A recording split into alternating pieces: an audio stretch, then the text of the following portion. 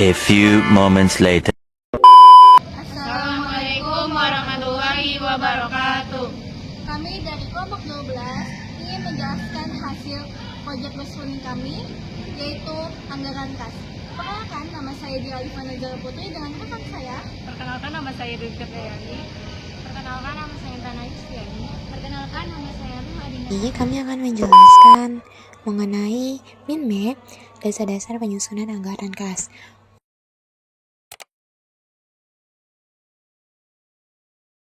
Merupakan rencana keuangan dengan jangka waktu 1 tahun yang berfungsi untuk perencanaan jangka pendek.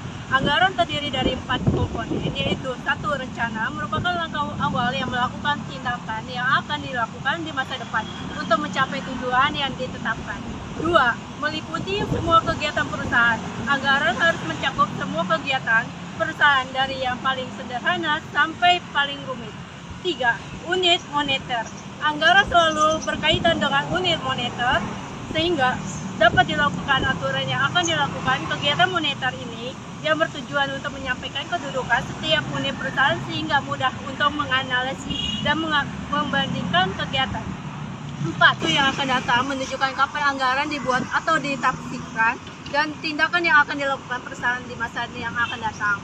Anggaran terdiri dari 2 kategori. A. Anggaran taktik adalah anggaran yang memiliki jangka waktu pendek atau dekat. B. Anggaran strategis adalah anggaran yang dimiliki jangka waktu yang lebih dari 1 tahun. Manfaat yang diperoleh ketika melakukan penyusunan anggaran kas yaitu dapat membantu kelompok organisasi atau perusahaan dalam melakukan pengelolaan dan pengendalian arus kas.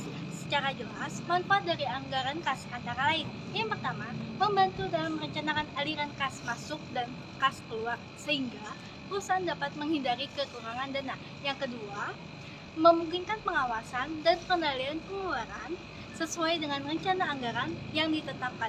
Yang ketiga, dapat memfasilitas perbandingan antara anggaran dan realisasi untuk mengevaluasi kinerja keuangan.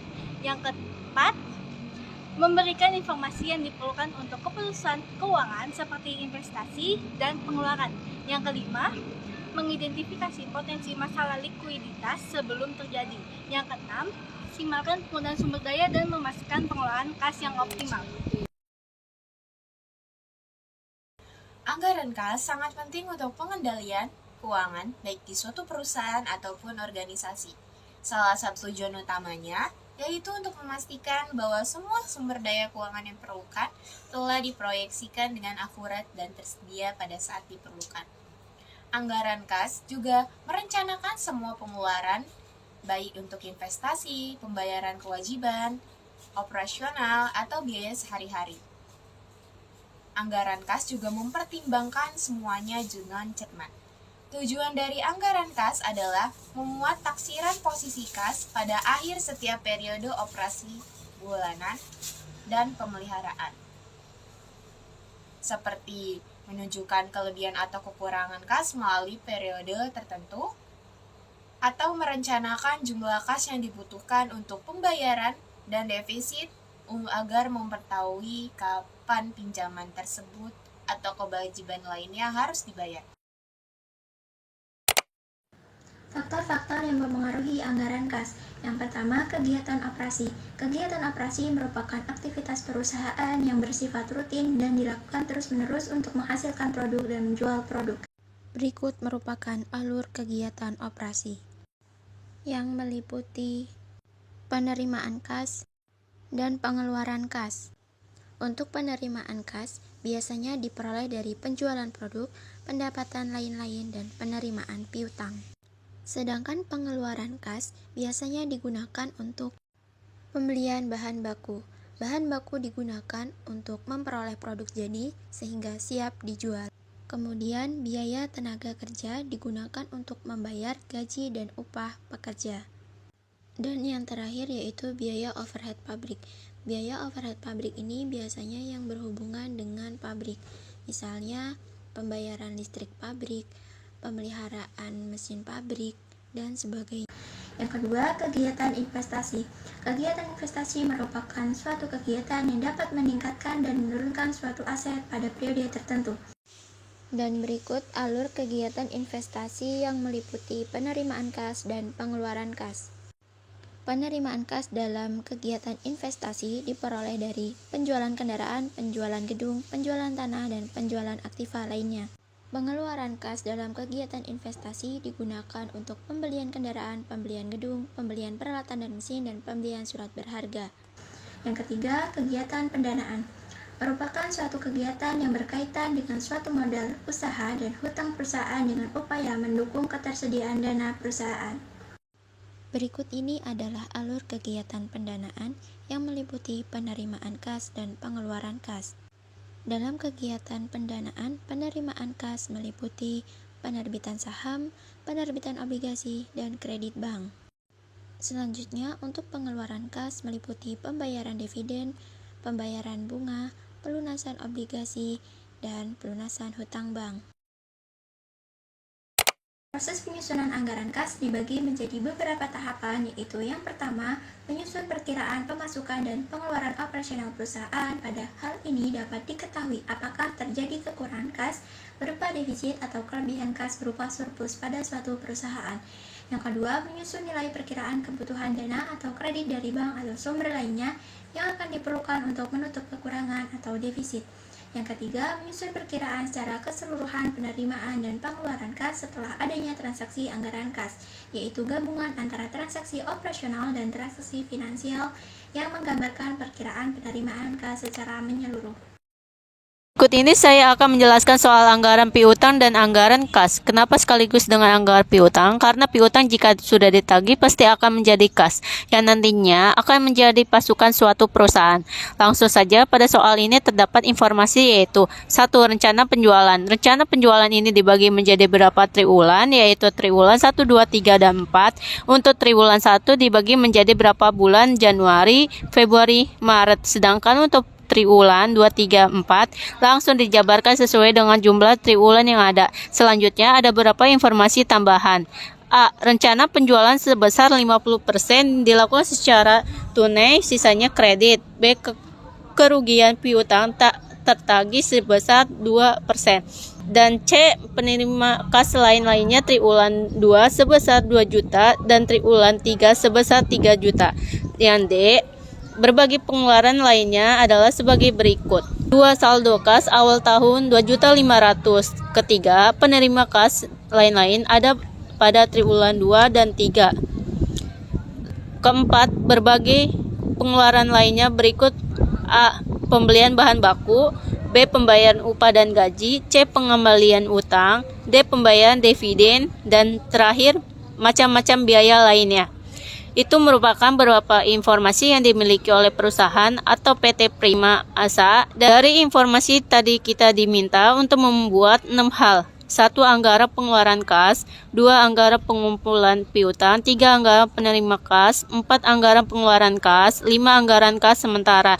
Dan terakhir, anggaran kas final. Sebelum menyelesaikan anggaran, kita harus pecah dulu rencana penjualan menjadi 2 bagian.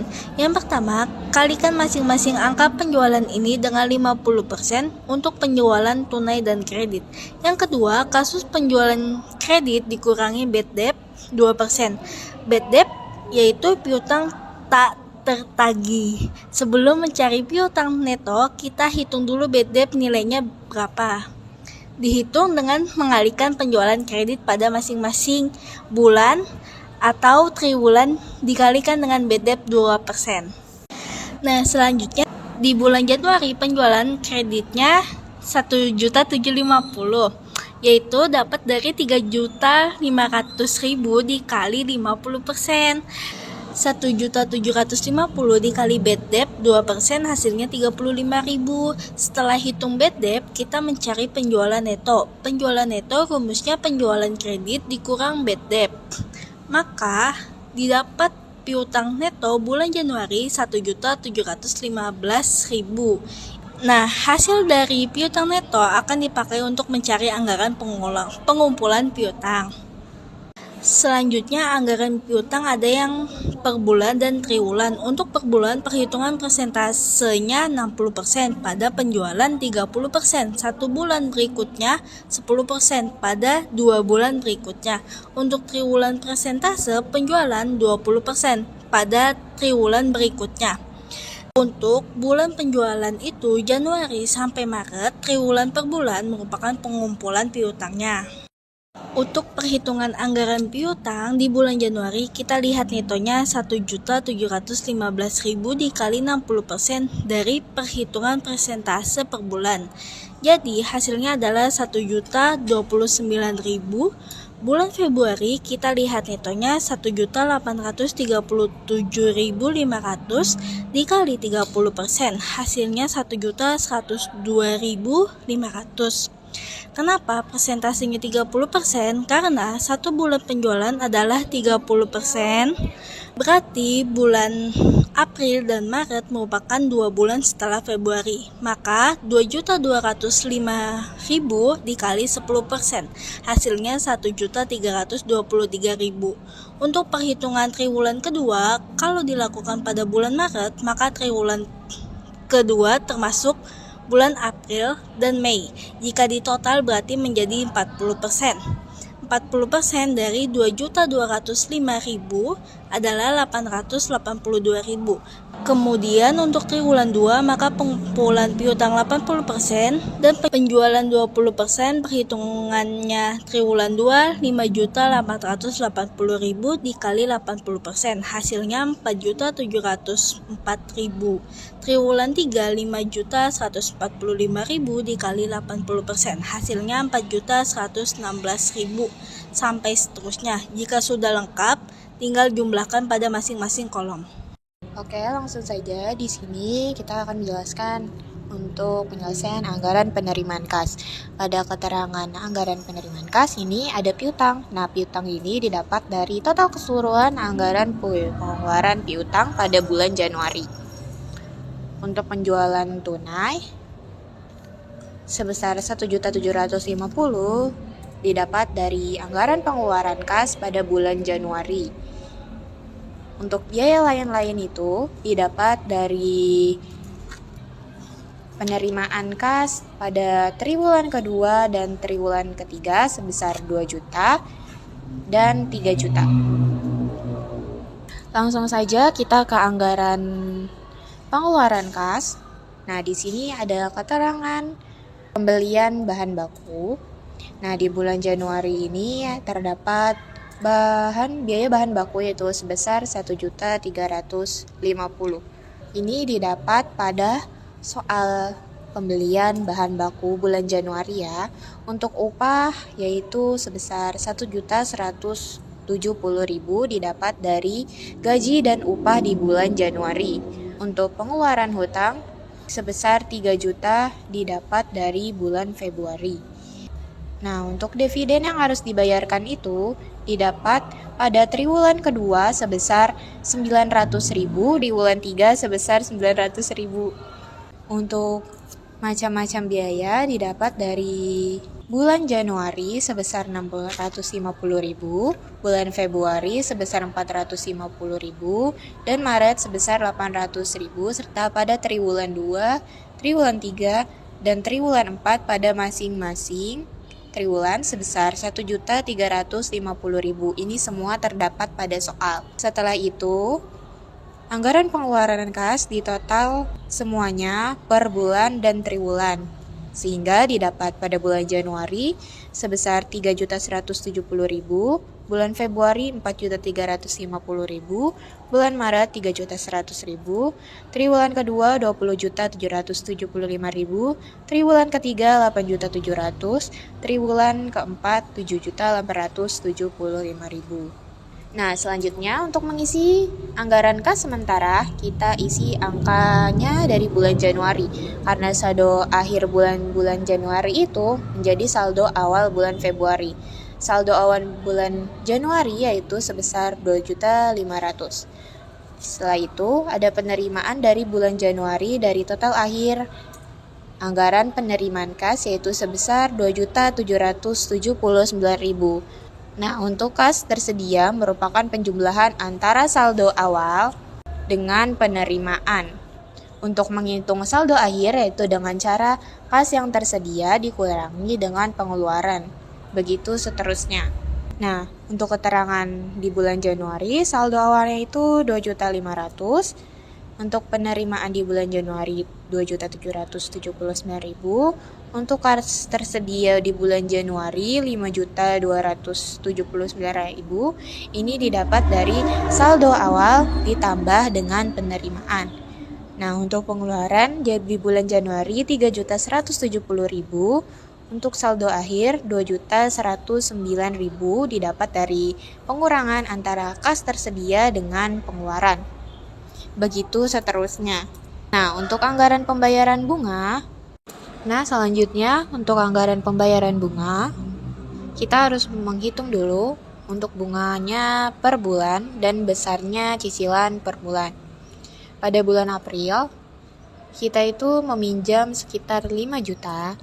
Nah, bunga per tahunnya itu 18% bunga per bulan. Jadi 18% dibagi 12 bulan dikurangi 15%. Jadi besarnya cicilan per bulan yaitu 1,5% dikali 5 juta sampai dengan 75 juta.